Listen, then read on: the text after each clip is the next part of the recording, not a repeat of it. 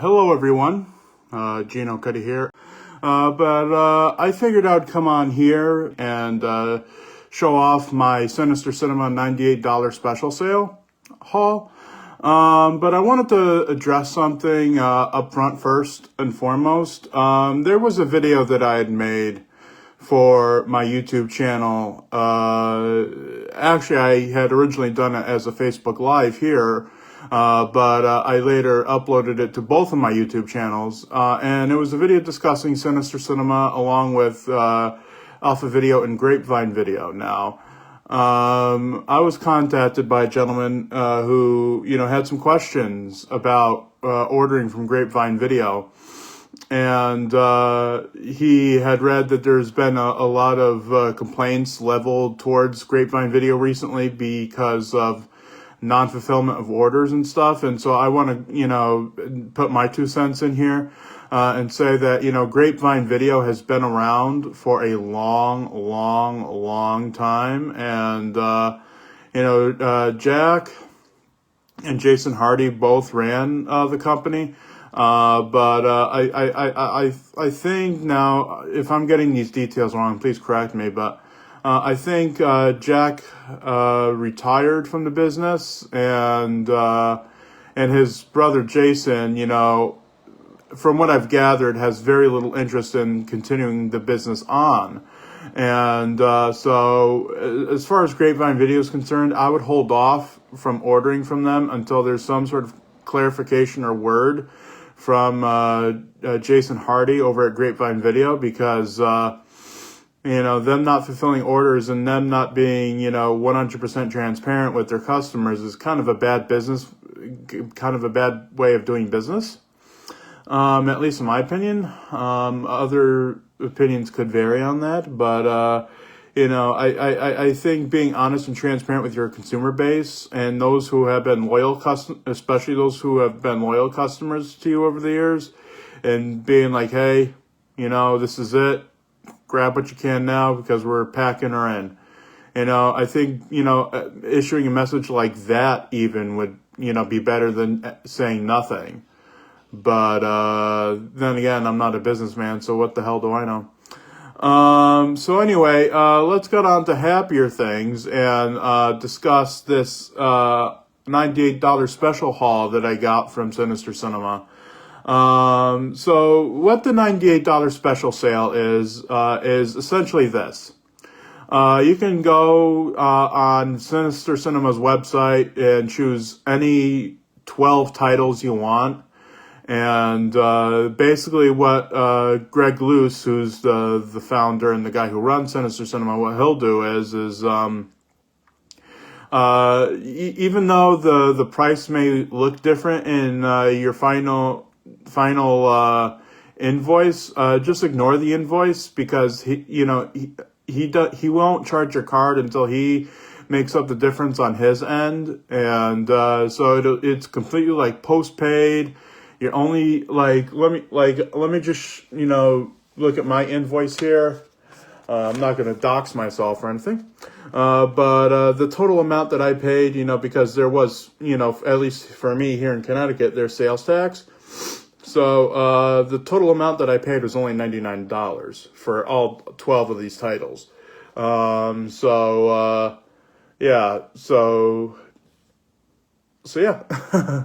Don't know why I blanked there for a second. Let me show you these. Came in a big old box with a bunch of packing peanuts. Let me get this stuff out here. And we'll just, go through the stack as it was mailed to me. This stuff will be out of order and everything, but I'll just go through it as it was mailed to me. Now, I'm going to state up front here that most of what I got is basically centers around two main stars, those being Ken Maynard and Hoot Gibson. But I did, get some other things in between those. Stuff that was recommended to me by my friend Christopher Snowden, who's also been a long-standing Sinister Cinema customer. So let's finally get into this. The first one up is Hoot Gibson, Volume 4. And all Sinister Cinema cases basically look the same. Has very nice poster art. Tells you what films are contained in the set at the bottom. And it has like this generic description of the B-Westerns and why we love them. So on Hoot Gibson Volume 4, you get The Local Bad Man from 1932, which is an Allied Pictures joint. You get A Man's Land, which is also a 1932 Allied. You get Spirit of the West, which is a 1932 Allied. And you get The Writing Avenger, which is from 1936, which I believe is a Diversion Pictures film. Could be mistaken on that. I probably will be once I pop this thing in here. Because around that time, Hoot was making films with two companies. One called First Division, and then another one called Diversion. So very similar, company names there. I believe Diversion was headed by Walter Futter. And I believe it's the Diversion Pictures, which are the lesser of the two, I think. I know I've certainly seen one Diversion film that Hoot Gibson appeared in, and that was Frontier Justice from 1936, and that one was really not that great.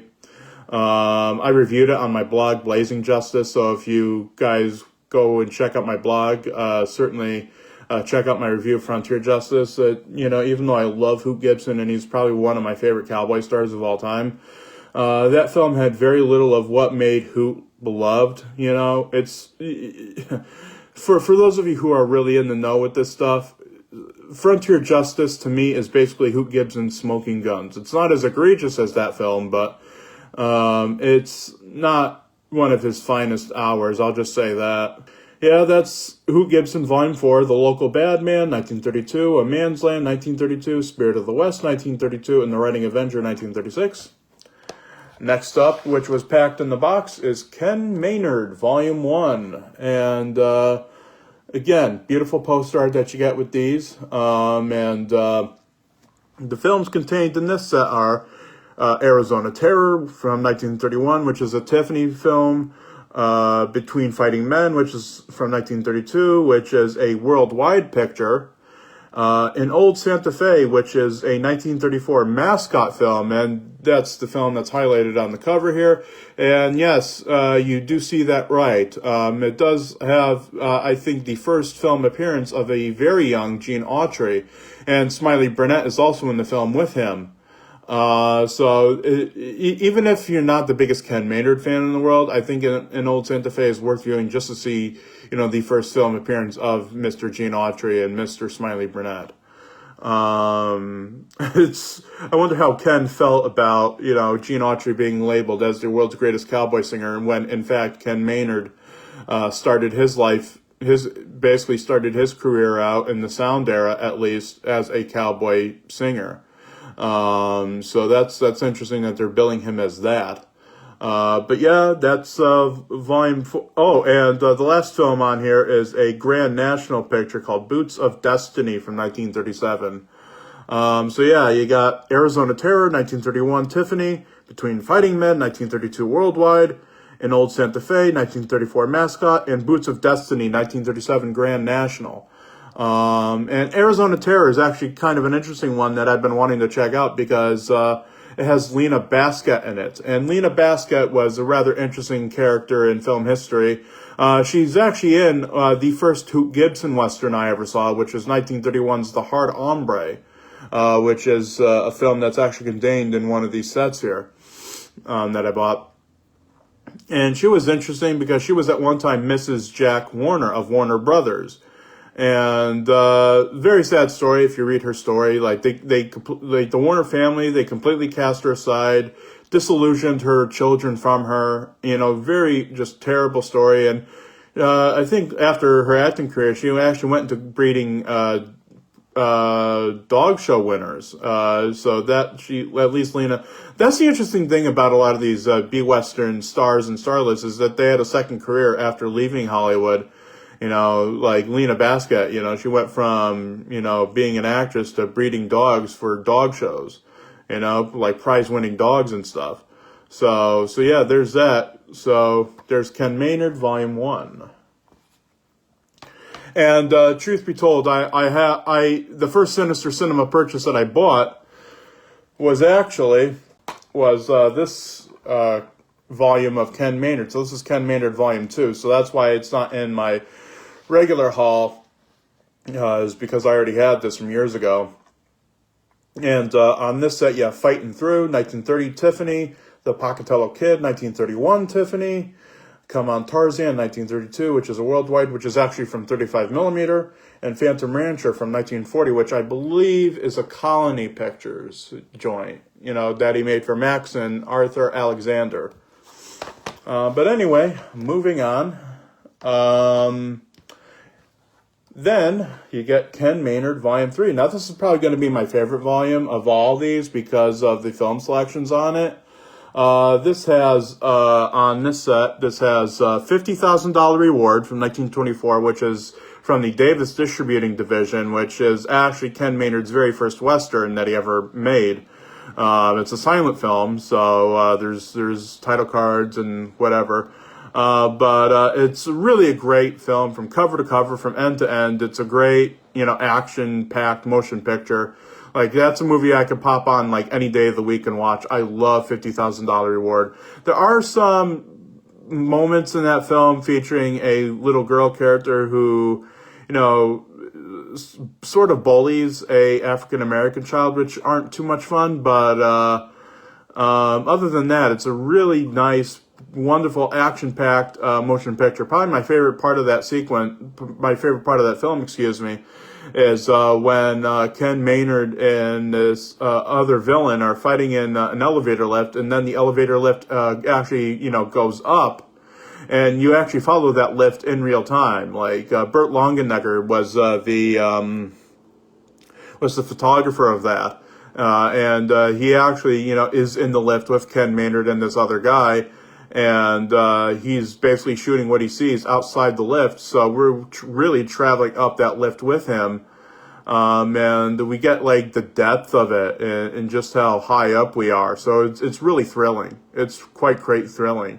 And that dam, by the way, was actually the St. Francis Dam, which a few years after it was completed, actually went bust and caused one of the greatest catastrophes of its kind in the United States.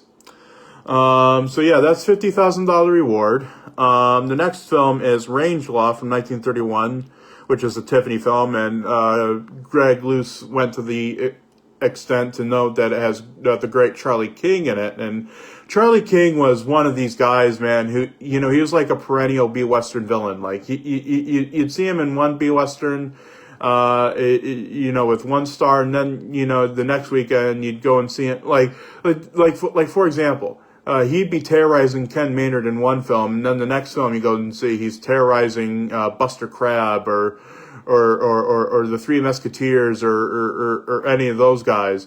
So yeah, Charlie King was probably the most well-known of the B-Western villains out there. Like, beaten up, blown up, basically. Basically anything that you could imagine could be done to a villain was done to this guy.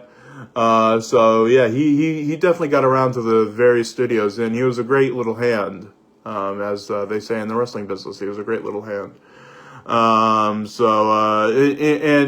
you see Charlie King, you'll immediately recognize him. He's a big, paunchy guy with a big, burly mustache and rather snasty attitude. I'm going to tell a story about him coming up on the 5th season of Six Gun Theater, Sunset Cuddy Six Gun Theater, my television program, so stay tuned for that.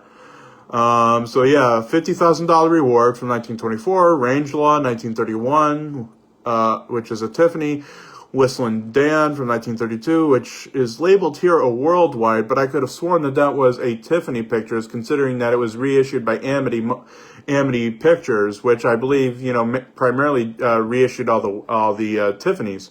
I didn't know that they reissued the worldwides as well. And then it ends off with Trailing Trouble, which is a 1937 Grand National film.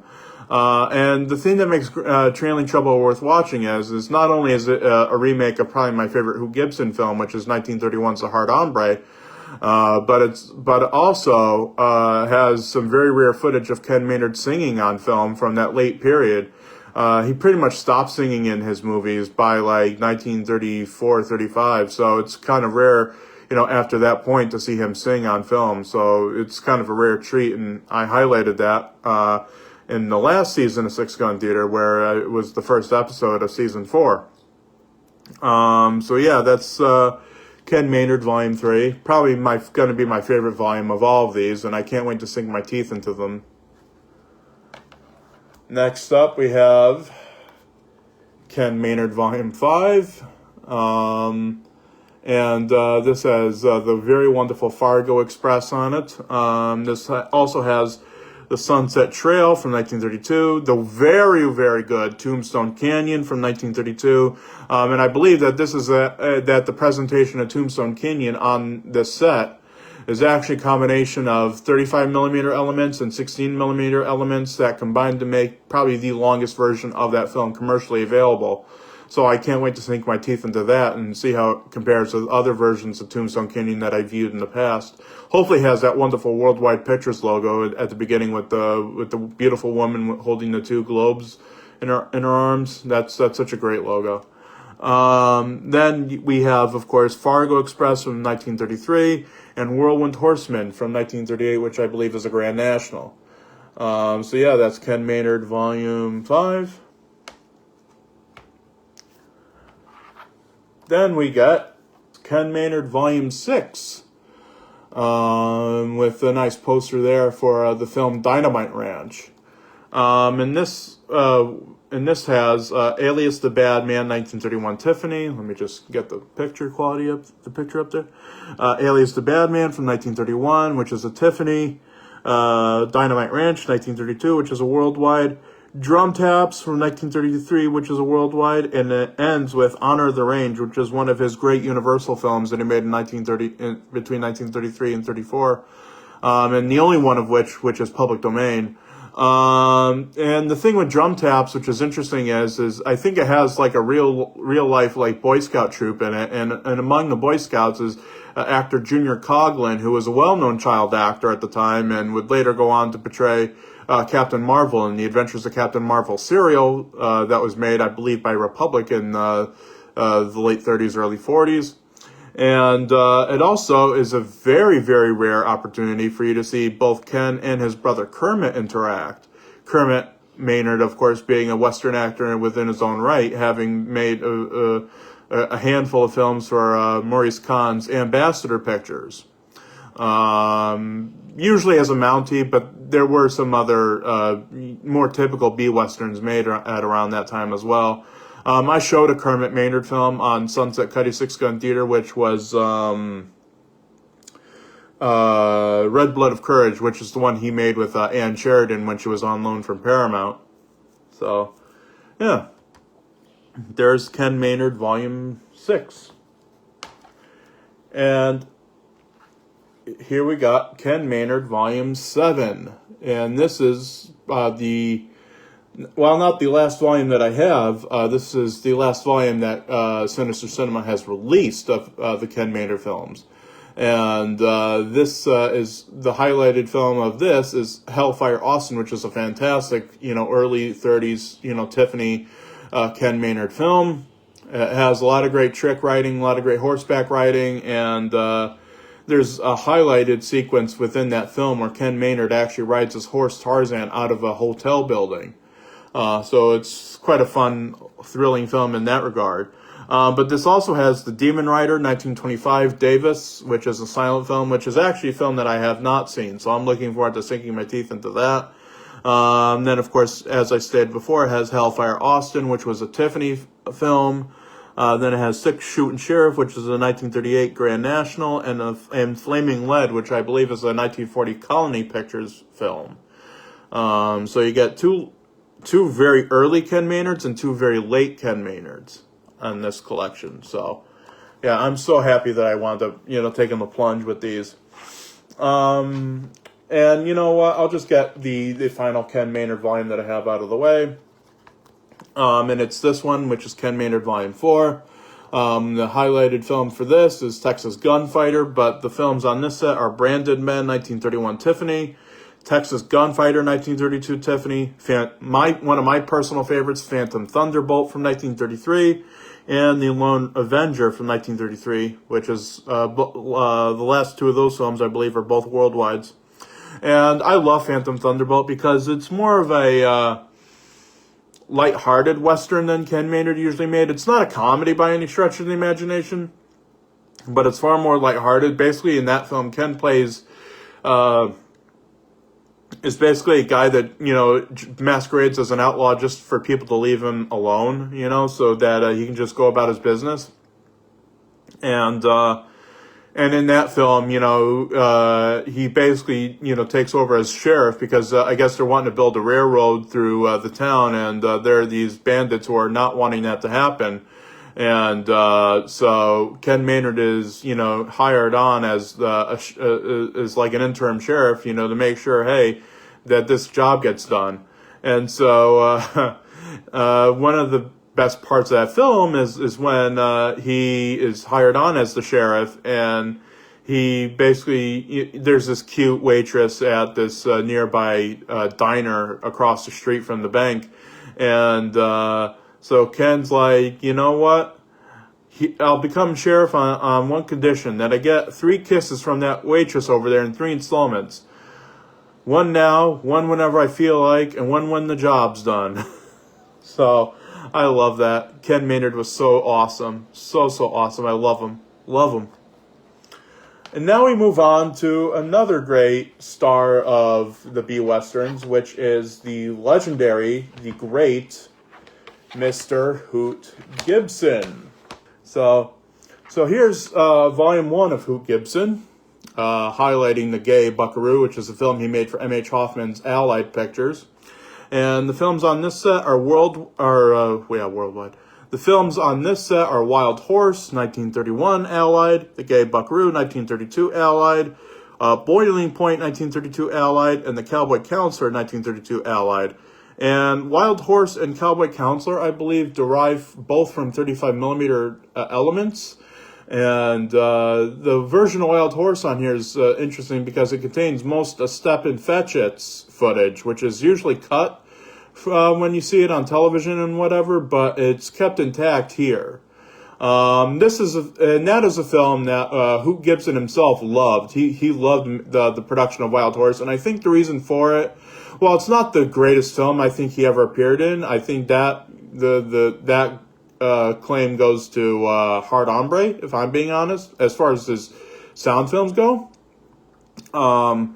But I think that the reason why Hoot Gibson said that Wild Horse was probably his best film that he ever appeared in was because it is the only film, at least for Allied, in that period of his career where he was given the opportunity to show off his rodeo skills and he rides a bucking bronco and everything else. So it really gives him a chance to stretch his legs there and perform, basically what he's doing at circuses at around this time.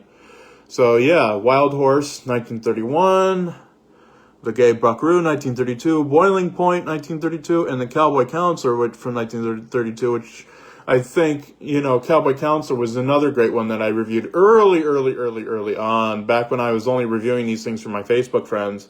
I reviewed that film for Facebook. So yeah, there's Hoot Gibson, volume number 1. Now we get to Hoot Gibson, volume number 2. And the highlighted film for this is the First Division film, Rainbow's End. And as you can see there, starring June Gale. So the films on Hoot Gibson, volume number 2. The films on Hoot Gibson, volume number 2, are Rainbow's End from 1935, which Greg labels as a diversion film, but it's actually First Division, as it says on the poster. Then you have Sunset Range from 1935. You have Lucky Terror from 1936 and Feud of the West from 1936. I think those later ones are diversion films, whereas Rainbow's End is a First Division. These were the mid-30s and late 30s films that Hoot Gibson was making before he got the career resurgence that he, I think, so desperately needed when he joined the Trailblazers with Ken Maynard in the 1940s. So yeah, Hoot Gibson Volume 2. Then we get to Hoot Gibson Volume number 3. And the film highlighted on this is Swifty. And Swifty has June Gale, George Gabby Hayes, Ralph Lewis, Wally Wales, Art Mix, and Starlight, the Wonder Horse. Now, that cast list may not seem like much to the contemporary viewer, but to B-Western fans like me, that's kind of an interesting little list there, because you have two former mid-tier or lower-tier cowboy stars in that, with Wally Wales and Art Mix. And Art Mix was actually a rather interesting fellow. Art Mix was a fellow by the name of George Kesterson. Well, primarily he was played by George Kesterson. There were multiple people who played the role of Art Mix. There was George Kesterson, there was Victor Adamson himself, who originated the character, and then there was one other guy. I can't remember his name. Maybe Art will be able to tell me who the other Art Mix was, but there were three guys who played the character of Art Mix, who, of course, was a not-so-subtle knock-off of Tom Mix, the famous silent film Western star. And but the role was primarily played by George Kesterson. So the films on this set are The Hard Hombre, 1931 Allied, which is my personal favorite Hoot Gibson film. It was the first Hoot Gibson film I ever saw. Then you have The Dude Bandit from 1933, which I believe is actually a remake of his Clearing the Range from 1931. Then you have The Fighting Parson from 1933, which is a 35mm print. And then you also have Swifty from 1935, a diversion picture, which is from 35mm. So, yeah, great little collection here. And that marks the last of the Hoot Gibsons that I acquired, because those are the only ones that Greg released. He only did release 4 releases of Hoot Gibson. And then these last two I bought, on the recommendation of my friend Christopher Snowden, who was a longtime Sinister Cinema collector and customer.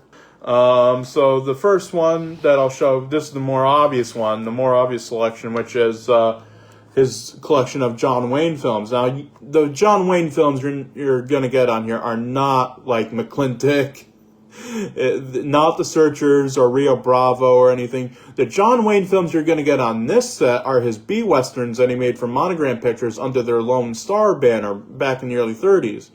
And these all come from delightful 35mm prints. And the films contained on this are Riders of Destiny, 1933, Sagebrush Trail, 1933, Man from Utah, 1934, and Paradise Canyon from 1935.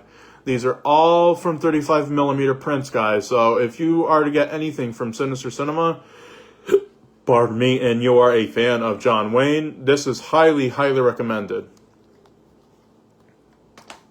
And the last title that I got from the $98 special, on the recommendation of my friend Christopher Snowden, was the first volume of Bill Cody Westerns. Now, Bill Cody was a lower-tier cowboy star who primarily was famous because of his name, Bill Cody, and was hired because of that.